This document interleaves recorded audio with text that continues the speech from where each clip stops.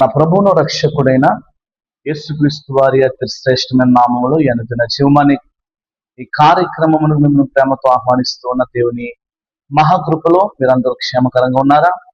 దేవుని కృప చేత గతించిన దినమంతా ఆయన మనల్ని బలపరిచినందుకు ప్రభునంతగానో స్తుతిస్తూ ఉన్నారు. దేవుని మహాకృపలో మన దేవుడు గొప్పవాడు, మార్పు చెందినవాడని దేవుని వాక్యము తేటగా సెలవిస్తుంది. ఆయన నిన్న నేడు రేపు ఏకరీతిగా ఉన్నవాడని, ఆయన మార్పు చెందని వాడని దేవుని వాక్యం సెలవిస్తుంది. ఇంత గొప్ప దేవుని కలిగి ఉన్న మనము ఎంతో గొప్ప ధన్య కలిగిన జీవితం కలిగిన వారమై ఉన్నామని చెప్పడం ఎటువంటి సందేహం లేదు.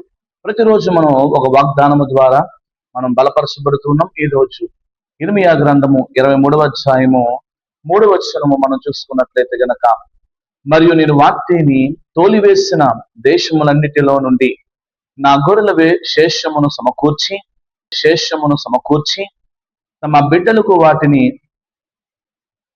తమ దొడ్డులకు వాటిని రప్పించెదను, అవి అభివృద్ధి పొంది విస్తరించును.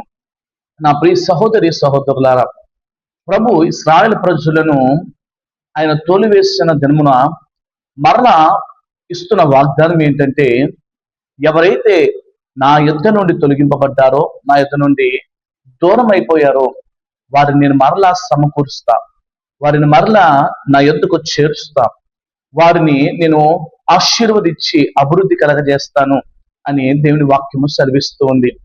మనం చూసుకున్నట్లయితే ఆయన కృప చూపించగలిగిన దేవుడని, సహాయం చేయగలిగిన దేవుడు, ఆయన సంరక్షణ మనలను బ్రతికిస్తుంది.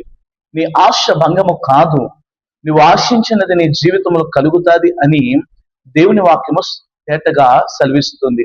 ఇది నాన్న నీ ఆశ దేవుడు తొలగించేవాడు కాదు, ఆయన నిన్ను అభివృద్ధిలోనికి నడిపించేవాడని మర్చిపోవద్దు. మనం చూసుకున్నట్లయితే యోసేపు తన అన్నలు తనని గోతులో వేసుకున్నప్పుడు యోసేపు అనుకున్నాడు, నా కళలు ఏమైపోయాయి, దేవుడిచ్చిన దర్శనము ఏమైపోయిందని చింతపడుతూ ఉన్న సమయంలో దేవుని వాక్యము యోసేపును బలపరుస్తూ వస్తుంది. దేవుని యొక్క దర్శనమును యోసేపు పొందుకోవడానికి 13 సంవత్సరాలు ఎదురు చూడడానికి ఓర్పుతో విశ్వాసముతో యోసేపు కొనసాగింపబడ్డాడు.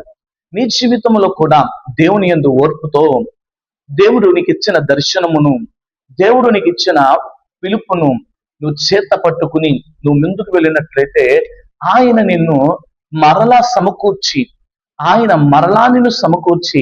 నిన్ను అభివృద్ధి చేస్తానని దేవుని వాక్యం ద్వారా తెలియపరుస్తున్నా. ఇదన్నా నువ్వు చింతపడుతున్నావా?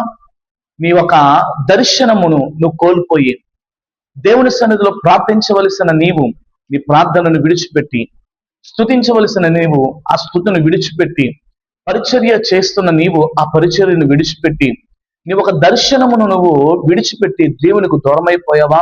అయితే ఇక్కడ ప్రభు వాక్యం అంటూ ఉన్నది, మరలా నేను సమకూరుస్తా, వారిని మరలా నేను అభివృద్ధిని కలగజేస్తా. నువ్వు ఇదిన్నా నా తీర్మానము తీసుకున్నట్లయితే, ప్రభువా నా దర్శనమును నేను మర్చిపోకుండా, నా తీర్మానమును నేను విడిచిపెట్టకుండా, నేను మరలా నీ యొద్దకు నేను నడిపింపబడతా, మరలా నీ యొద్దకు నేను చేర్చబడతా. అయ్యా నా దర్శనములో, నా జీవితంలో నువ్వు చేయవలసిన అభివృద్ధి కార్యములను నీవు నాకు దయచే అని దేవుని యందు నువ్వు ప్రార్థన చేయగలిగినట్లయితే, ఆనాడు యోసేపు జీవితంలో చేసిన ఆ అభివృద్ధి కార్యము నీ జీవితంలో కూడా ప్రభు చేయడానికి సంసిద్ధంగా ఉన్నాడు. మరి నిన్న ఆ ప్రభు సన్నిధిలో నీవు విశ్వాసముతో నీ దర్శనము చేత పట్టుకోగలుగుతావా? మరలా నువ్వు విడిచిపెట్టిన ప్రార్థనను అనే బలిపీఠమును కొట్టగలుగుతావా? ఆ బలిపీఠము చేత నువ్వు బలపరచబడడానికి, ఆయన కృపతో నువ్వు నింపబడడానికి ఒక ఉన్నతమైన కారణము జరుగుతూ ఉంటదని మర్చిపోవద్దు. ఇది నన్ను అనేక మంది దేవుని సన్నిధిలో నీ మొదటి స్థితిని నువ్వు విడిచిపెట్టి, నీ మొదటి స్థితిని నువ్వు వదిలివేసి, నీ ఒక మొదటి యొక్క భక్తిని నువ్వు ప్రక్కన పెట్టావేమో, అందుకే దేవుని దర్శనములో నీవు ఆశీర్వాదాన్ని పొందలేకపోతున్నావు. అయితే ఈ ఉదయకాల సమయము ప్రభు నీతో మాట్లాడుతూ ఉన్నాడు. ఆయన మరలా ఆయన సన్నిధిలోనికి నిన్ను చేర్చబోతూ ఉన్నాడు. మరలా దూరమైపోయిన నిన్ను ఆయన పిలుస్తూ ఉన్నాడు. ఆయన వాక్యం అంటుంది, దినమంతయు నా చేతులు చాచి నేను నిన్ను పిలుస్తూ ఉన్నాను అని దేవుని మాట, చక్కటి మాట మనకు కనిపిస్తుంది. ఈ దినాన నీవు ఆయన పిలుపుకు లోబడినట్లయితే, ఆయన దర్శనమునకు నువ్వు లోబడినట్లయితే, ఆయన విశ్వాసతకు నువ్వు లోబడినట్లయితే, ఆయన నిన్ను అభివృద్ధిని కలగజేయడానికి, ఆశీర్వాదమును కలగజేయడానికి ఆయన సంసిద్ధంగా ఉన్నాడు. మరి ఈ దినాన్న ఆయన చిత్తమునకు నువ్వు లోబడతావా? నువ్వు విడిచిపెట్టిన ప్రార్థన అనే బలిపీఠము మరలా కట్టగలుగుతావా? నువ్వు కట్టినట్లయితే ఆయన నీ జీవితంలో కార్యమును జరిగించి నేను ఆశీర్వదించడానికి సంసిద్ధంగా ఉన్నాడు. ప్రార్థన చేసుకుందాం. ప్రార్థన. మహాగణుడా, ఈ ఉదయకాలము నీ వాక్యము చేత మీరు మాతో మాట్లాడారు. అభివృద్ధిని కలగజేస్తానని, నీ సన్నిధిలో మరలా మమ్మల్ని నిలబెడతానని సెలవిచ్చిన నీ కృపకై నీకు వందనాలు. నా ప్రియులైన వారందరినీ మీరు జ్ఞాపకం చేసుకోండి. నీ బిడలను బలపరిచి సమృద్ధిని దయచేయండి. నీ బిడలు ఈ దినమంతయు చేసుకుంటున్న ప్రతి పనులలో, ప్రతి ఒక్క ప్రయత్నములలో, జీవన పాదులలో విజయాన్ని మీరు బిడ్డలకు అనుగ్రహించి సమృద్ధిని కలగజేయమని యేసు నామములో అడుగుచున్నాము మా పరమ తండ్రి. ఆమేన్. God bless you. ప్రభు మిమ్ములను, మీ కుటుంబమును దీవించి మీరు చేస్తున్న ప్రతి ఒక్క పనిలో ఆశీర్వాదాన్ని కలగజేయును గాక. ఆమేన్.